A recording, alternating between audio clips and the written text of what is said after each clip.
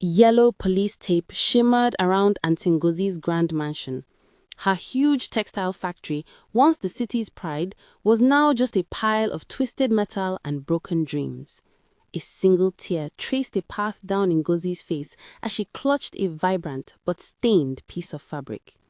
The whisper was everywhere. She promised me a crown, but in her kingdom, a hidden truth waited to claim its own queen. Years ago, in a quiet village far from the city noise, lived Amara. Her home was simple, made of mud. Amara had a spark for creating beautiful things with cloth, just like her mother used to dream. Then Aunty Ngozi arrived. She was a vision from the city, dressed in shimmering silks, her fingers heavy with rings. Aunty Ngozi was famous, a real textile queen, everyone said.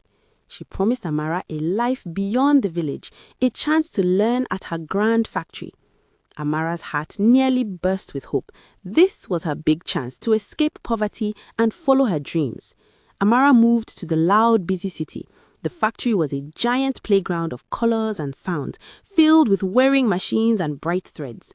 She learned very fast, soaking up every lesson.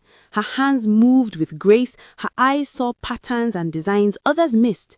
Aunty Ngozi often smiled, telling Amara she had a rare gift, just like her mother.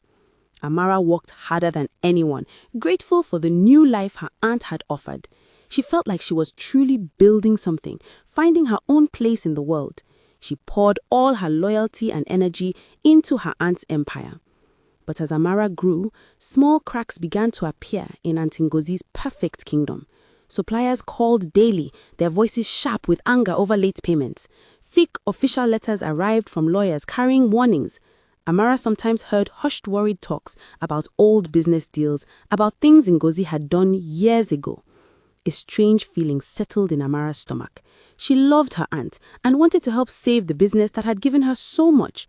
One afternoon, Aunty Ngozi looked very tired. She asked Amara to sort through the factory's old records. The files were a huge mess, and Ngozi seemed too stressed to handle them.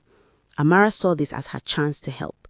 She started with the oldest boxes, filled with dusty papers and faded invoices, some before she was even born. Day after day, she organized, filed, and tried to make sense of the past.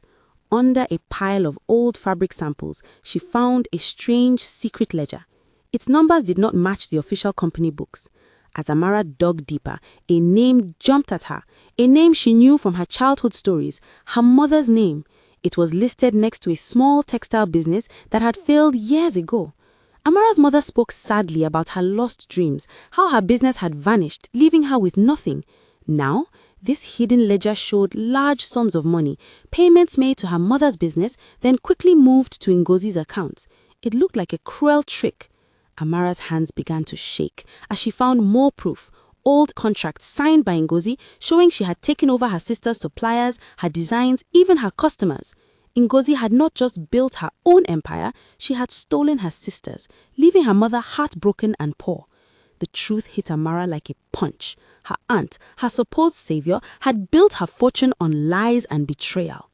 The financial problems, the angry suppliers, the legal threats, it was all connected to Ngozi's dishonest past. Amara's innocent work, meant to save the business, had instead shone a bright, undeniable light on the dark secret. The collapse of Ngozi's empire was swift and brutal. The police found the evidence Amara uncovered. The news spread like wildfire across the city. The textile queen's crown was pulled down, not by an enemy, but by the heavy weight of her own hidden sins. Amara stood watching the broken factory, a mix of sadness and new strength in her heart. She had learned the hard truth about greed and dishonesty. She carried her mother's true legacy, not the stolen one, but a legacy of talent and integrity. Amara, no longer the shy village girl, decided to build her own textile business.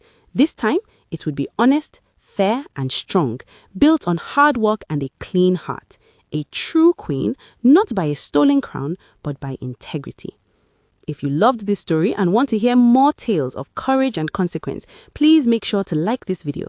Hit the subscribe button so you don't miss any of our amazing stories, and share this with your family and friends.